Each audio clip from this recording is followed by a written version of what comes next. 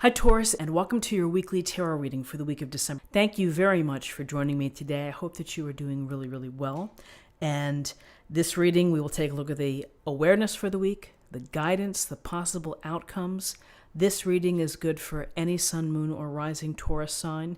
It's a nice way to capture the energies and to see what's happening for the week. So let's just go ahead and get started.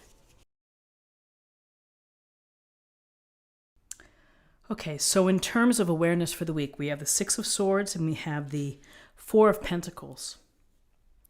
The Six of Swords is really what you see here is you see the oarsman who is helping to transport, it looks like the mother and child in the boat.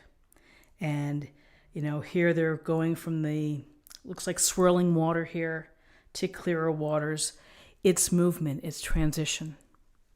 For some of you, you may be literally taking a trip. You may be having plans to go somewhere. For others, this could suggest that maybe you're moving away from a particular location or from a particular situation, that you've either outgrown the situation or you weren't satisfied and you feel that you need to move on. And you're moving on with the hope for beautiful blue waters in the new location, in the new place, the hope for peace or serenity or abundance, whatever it may be. And sometimes we need the support of people in order for us to make that transition, to make that move. So you may have someone within your life who is supporting you, who may be helping you get ready to take a move. I would also say that for, in some situations when you're in a tough place, like for example, if you're in a work environment that could be toxic or there could be quite gossipy, it could be something as simple as removing yourself from the scene. If it's the lunchroom or if it's in a meeting, just getting up and walking away and then coming back. So, we see a lot here, but what we see is we see the boat and we see people in the boat and we see people leaving. They're going somewhere. They're moving on, and we can think to ourselves that it's for greener pastures. So with the Six of Swords, here's the Four of Pentacles, and we see the man here. He's got those two huge pentacles underneath his feet, clutching one to his heart, and he has a smaller pentacle on his head. And it's about holding on to what you have. You may be resisting this move, and you may be trying to work out your own sense of control, hanging on to your resources, to the things that you have. Often we look at this in terms of time, energy, money, property, all the things that we have within our own control. And here he's created this very tight boundary, not giving it up, not without a fight. And so, listen, sometimes in life we have to hold on to what we have. We have to be mindful of it. We're not in a position to reach out or to maybe be giving, and maybe it's just not the best time. Maybe there'll be a better time. Maybe there will be an awakening here where this energy of holding tight will release. Some of you simply may be holding on to what you have in maybe in disbelief that, you're going to be moving somewhere or going somewhere or transitioning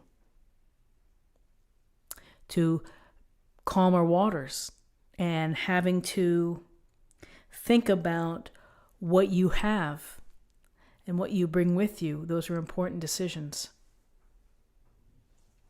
But this is a sense of control. It's boundaries. It's holding the status quo and keeping what you have.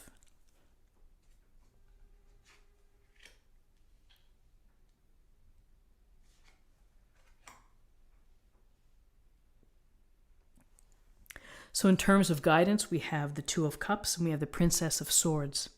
So the Two of Cups, a beautiful card here, loving, sensual. It's just so inspiring to see. And the Two of Cups, it's about the relationships and the possibilities of these really connected unions. People who are meant to find each other. People who simply are joyous to be in the company of someone else. They don't have to do anything. It's just the act of being. And these powerful unions speak to us. They transform us. They bring us happiness and joy and delight. For those of you that are in a relationship, you may be deepening that bond. You may be creating new opportunities for intimacy, for love, for passion. This is a relationship of equality and balance and harmony. Everything fits nicely together. And for some of you who are hoping to meet other people or to have a relationship, this is the possibility that once you make this move, here's the possibility for you to find someone, to meet someone, to connect, to have an emotionally rewarding relationship. And again, you have to put yourself out there. You have to make yourself known. You have to set your intention with the universe, with divine source, that I am looking for my soulmate. I'm looking for my one and only, the person who was meant for me. I'm ready to receive. I'm ready to meet them. And this type of relationship can come true. Two of Cups can also be for those that are, I'm not looking for a relationship right now. I understand. It can be deepening the bonds and making important connections who really, people who matter to you and will matter to you in the long term. So with the Two of Cups, here's the Princess of Swords. And the Princess of Swords, she has her sword ready. She's facing, looks like she's on guard. And in many ways, that's what the Princess of Swords is, which is I'm ready for whatever may come my way. With all of this movement here and this feeling of holding on and opportunities, this is a sense of being ready to do whatever you have to do to deal with obstacles or setbacks or challenges. And you're going to use your smarts. You're going to be intelligent about how you approach things. You're going to rely more on your reason and your logic versus coming at it from an emotional perspective or standpoint.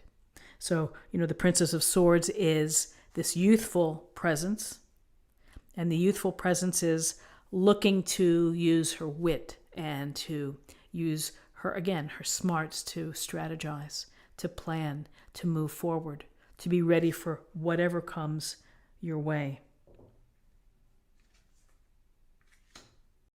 We have Death, the major arcana, and we have the Ten of Swords. Well, what can we take away from the Death card and the Ten of Swords? We can take that there's really going to be an ending to a way of life, an ending to how you may be thinking about relationships or thinking about how you're dealing with the dynamics at work. The Death card is not to be feared. It just doesn't relate to physical death. It relates to symbolic death, which is things end. Situations end. Sometimes relationships end. Sometimes the job ends. Whatever it is, it's a matter of how you're going to have to process it and deal with it. And the same thing goes for Ten of Swords. It doesn't get any worse than the Ten of Swords. So the movement here and the transition and the holding forth, we have maybe a sense of sadness, that there's this lingering sadness about what's happening. Maybe for some of you, you're being forced to move. Maybe some of you are having, difficulties in a relationship and it's going to end. Here's a relationship. Maybe this represents the possibilities of a new relationship, but something here ends and here's the finality of it. But as we always say, you got to let it go. You have to use it as an experience. You have to try to put it in your book of life and move on. And if you see very clearly here the beautiful sky and you see the sun and you realize that the pain, the sense of loss, maybe the sense of sadness, whatever it may be, you process it, you acknowledge it, you own it, and then you look for the light. You don't dwell here.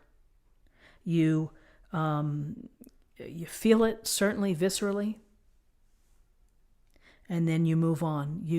The Death card and the Ten of Swords allows the new opportunities to come into your life. And I feel that it's the new opportunity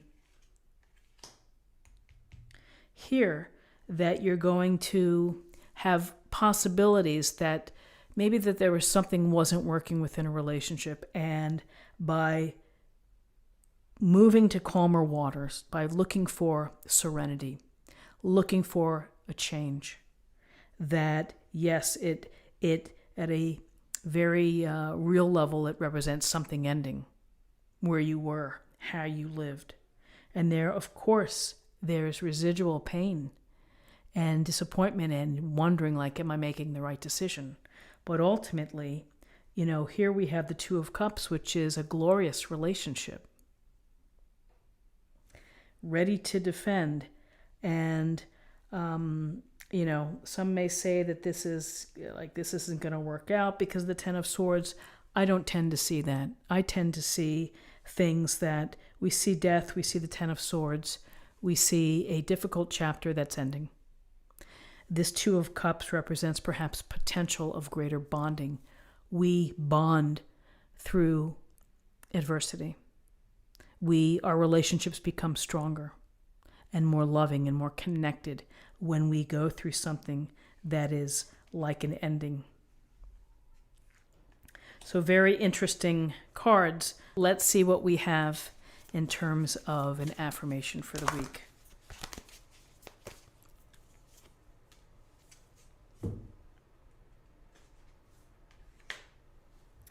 Rejuvenating rain. Clear the past, heal the present. Clear the past, heal the present.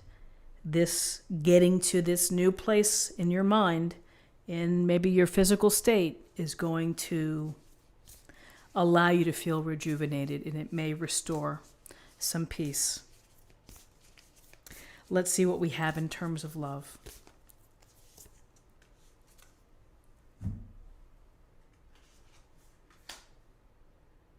I love you. Let's see what that says. These are very important words. Simple, beautiful message that in times of hard times or adversity, challenges, or simple celebrations, 3 simple words have a lot of meaning when you say them coming from the heart. This is what I have for you. I hope that you found something helpful here today with this reading. If you did, please subscribe if you haven't already. Like this video, share this video, comment below. I hope you do have a really nice week, and I look forward to seeing you next week. Take care.